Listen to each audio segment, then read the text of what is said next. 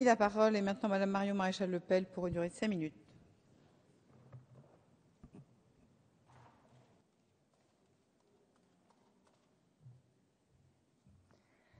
Madame la Présidente, Monsieur le Ministre, chers collègues, Monsieur le Ministre, vous nous avez fait une déclaration extrêmement générale et je constate d'ailleurs suite à cela qu'il n'y a pas de rupture majeure avec la politique d'immigration menée par le gouvernement précédent. Ça me fait dire un petit peu, souvent on dit de vous que vous êtes l'homme de droite du gouvernement. En réalité, vous ne faites que poursuivre la politique de gauche de M. Sarkozy. Donc en cela, vous êtes, je dois dire, assez cohérent. Alors, on n'a pas échappé, c'est vrai, à l'écueil, comme disait M. Aubert, de l'émotion, amalgame, stigmatisation. Certains feignent d'ignorer ici que l'organisation de l'immigration de masse n'est pas liée à des raisons de droits de l'homme, de charité. Mais néanmoins, c'est intéressant parce que dans le document préparatoire, on a pu constater quand même qu'il y avait une certaine lucidité de la part de grands syndicats dans leurs contributions. Je pense notamment à la CGT ou la CGPME, je les cite, qui disent s'il y a une priorité, elle devrait viser à mieux mettre en avant la main-d'œuvre disponible sur le territoire français. C'est très intéressant, d'autant plus qu'on l'a beaucoup dit aujourd'hui, l'immigration professionnelle représente uniquement 10% de l'ensemble des entrées légales, 200 000 par an, 60% pour l'immigration familiale. C'est donc extrêmement réducteur, d'autant plus qu'elle ne concerne que les primo-arrivants légaux, c'est-à-dire qu'elle exclut évidemment les ressortissants de l'Union européenne, les travailleurs temporaires, évidemment les clandestins, mais aussi tous les bénéficiaires du droit au séjour à un autre titre qui prennent un emploi par la suite. Alors la CGPME avance le chiffre de 100 000 personnes par an pour cerner l'immigration professionnelle au sens large. Alors que, je ne vous l'apprends pas, il y a 4,74 millions de demandeurs d'emploi soumis à une obligation de recherche. Alors permettez-moi une question toute simple. Comment justifiez-vous le recours à une telle immigration de travail dans ce contexte de chômage de masse? Comment le justifiez-vous?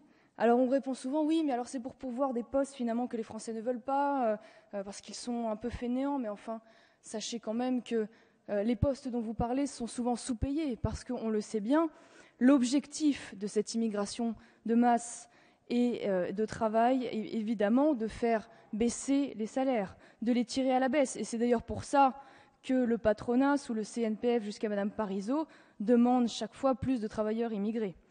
Et c'est également incité, poussé par l'Union européenne, qui, fidèle à sa politique ultralibérale, incite les États comme le nôtre à ouvrir leur marché du travail.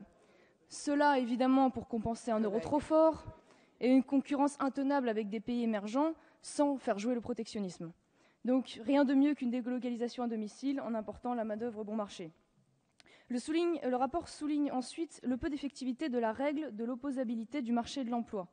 Cette règle qui oblige les employeurs à pourvoir en priorité leur poste avec des demandeurs déjà inscrits sur le territoire, ce qui semble une mesure tout à fait logique et de bon sens. Malheureusement, les dérogations sont extrêmement nombreuses, ce qui, dans les faits, la rendent assez peu effective, puisqu'il y a une liste des métiers dits sous tension, mais également des accords bilatéraux dérogatoires qui, en soi, comprennent des pays, mais aussi des listes de métiers qui n'ont pas grand sens en soi.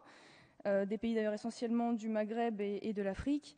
Et on constate également, ça ce sont des témoignages de nombreuses associations de salariés, qu'une fois les visas accordés, la rémunération des travailleurs étrangers en France est souvent inférieure à leurs homologues français, et ce, en dépit de l'obligation légale.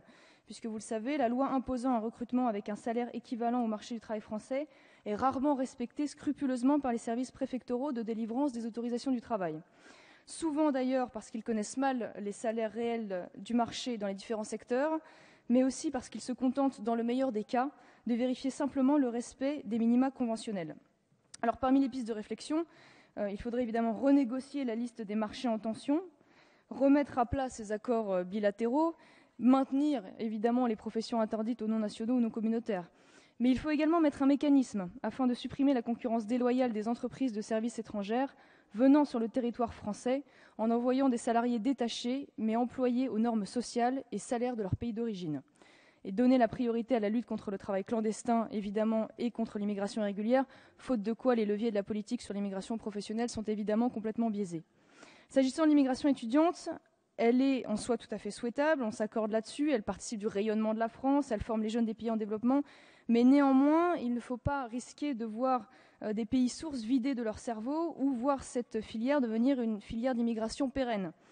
Alors vous disiez tout à l'heure, oui, on regrette qu'il y ait peu d'étudiants chinois, c'est vrai, les lourdeurs administratives, c'est une réalité.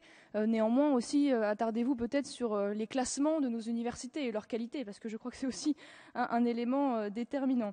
Il faudrait évidemment instaurer un contrôle du niveau de français et un examen de la cohérence du projet d'études en amont de la délivrance du visa, privilégier une politique d'accueil qualitative afin d'attirer les meilleurs dans les secteurs stratégiques et arrêter de remplir des filières du type sociologie, histoire de faire du chiffre et qui n'apportent pas de réelle plus-value sur notre marché du travail, mettre en place une durée maximum d'études par cursus et un nombre limité de redoublements.